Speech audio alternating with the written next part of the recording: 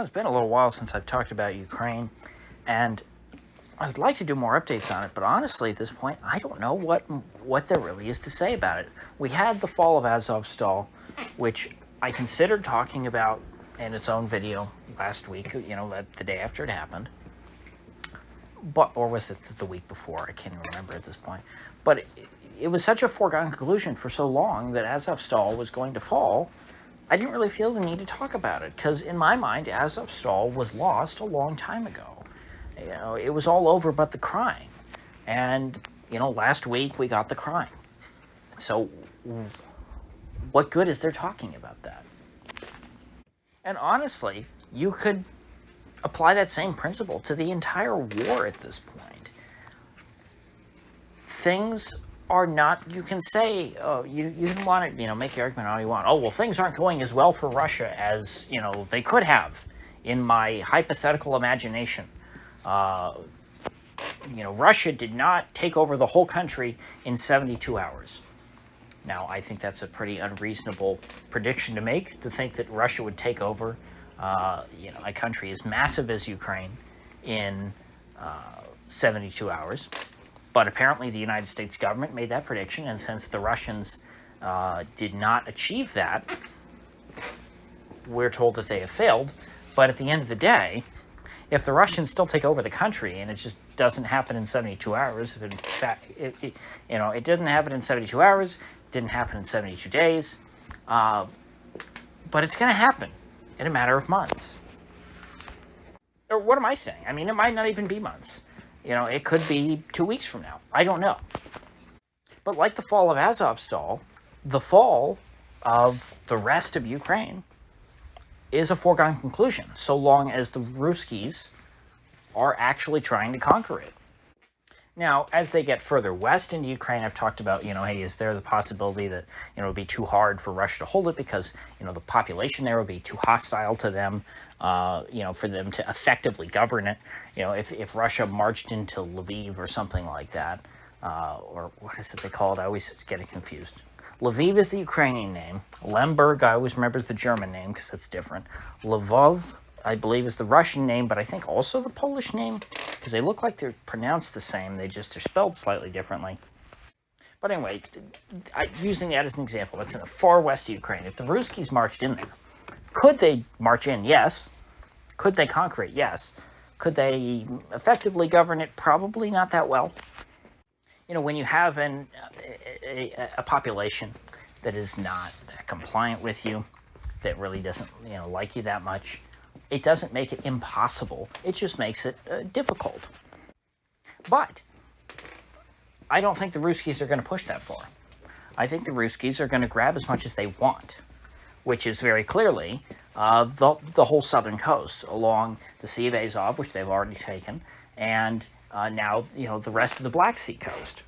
And so that means Kharkov and Odessa, not Kiev and Lviv, or Lvov, whatever. And at this point, is there really any use in me talking about it? I mean, you can find other people who will give you good, day-by-day breakdowns of, like, the battles, which I don't do on this channel. I don't get into the minutia of, where the trenches, how far the trenches have moved forward or back on any given day. I try to take a macro view when it comes to the economy and to, politics, and say, okay, where's the trend? Which way is this going? Where are we going to be 6 months down the road? And it's very clear that 6 months down the road, the Ruskies are going to control more of Ukraine than they do today. They're going to control more of Ukraine than they did a month ago, 3 months ago, however long ago. And just like with the fall of Azovstal, the Ukrainians have no chance of holding on to this territory in perpetuity. They will hold out for a little while. They will slow down the Ruskies, but they ultimately cannot defeat them. The only way that you don't win a war by holding territory unless you're being attacked and none of your territory has been encroached upon. I mean, if you can do that, if you can be Switzerland, then yeah, that is a victory in a war. If you can bomb all the passes in the Alps leading into your country, and seal off the entrance so that, no invading armies can get in. That is a victory in war. But if you have an invading army come in your country, take over a bunch of the territory, and then you have to dig in and defend what's left, you're not winning. You're only winning if you're able to push that army back, if you're able to start retaking some of the territory that they've already captured. And we're not seeing that. We're not seeing the Ukrainians even being able to maintain, in perpetuity, that which they have now. They continue to lose territory. And now that Azovstal has finally fallen, there's a lot of head scratching going on regarding what the motivation of the Kiev government was in trying to cling to this factory, this lone factory, in the middle of Mariupol, which had already fallen many weeks ago. It was completely defeated. They were all pushed into this factory, and they dug in their heels there and, hid out in the basement. And the question, it begs the question, why? Because there were all sorts of theories. There were American generals there.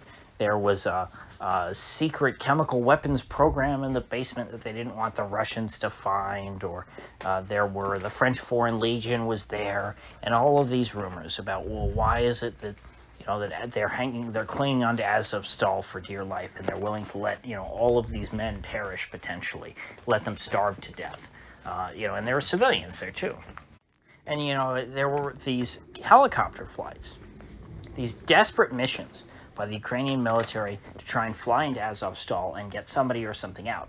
And that led people to start coming up with all these crazy theories about what might be in there. Why are they so desperate to try and, get people out of Azovstal? There was even a ship. They tried to, run the Russian blockade and send a ship into Azovstal.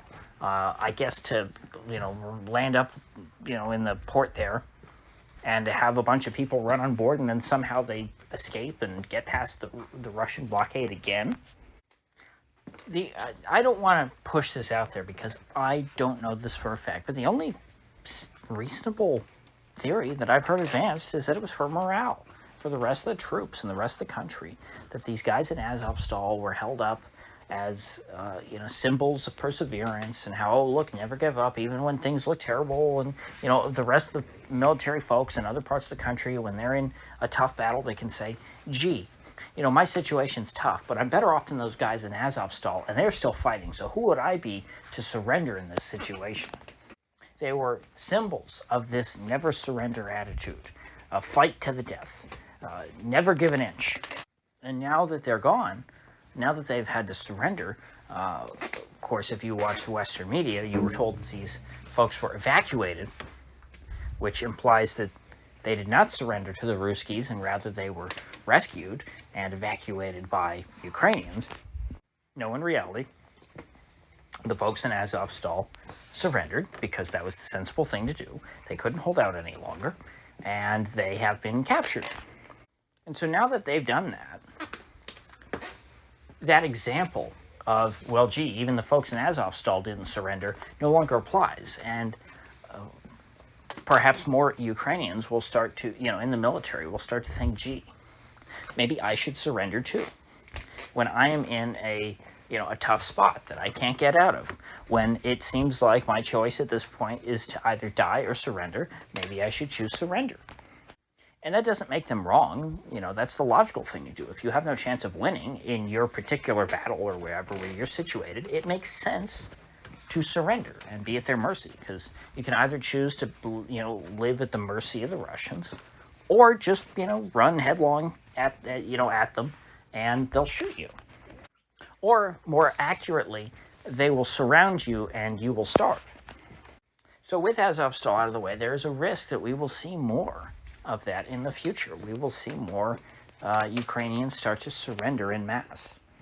And the more that happens, of course, the less troops they have, and the less they'll be, and when these troops surrender, they will be handing over territory to the Russians that the Russians were trying to take. And this will speed up the Russian campaign. So there is a potential that, in the weeks now, in the wake of Azovstal, the Russian campaign will pick up steam and move at an accelerated pace. because, they have been gaining territory since the war started, and the Ukrainians have not really been able to retake anything. So, with that said, I will see you folks back here tomorrow.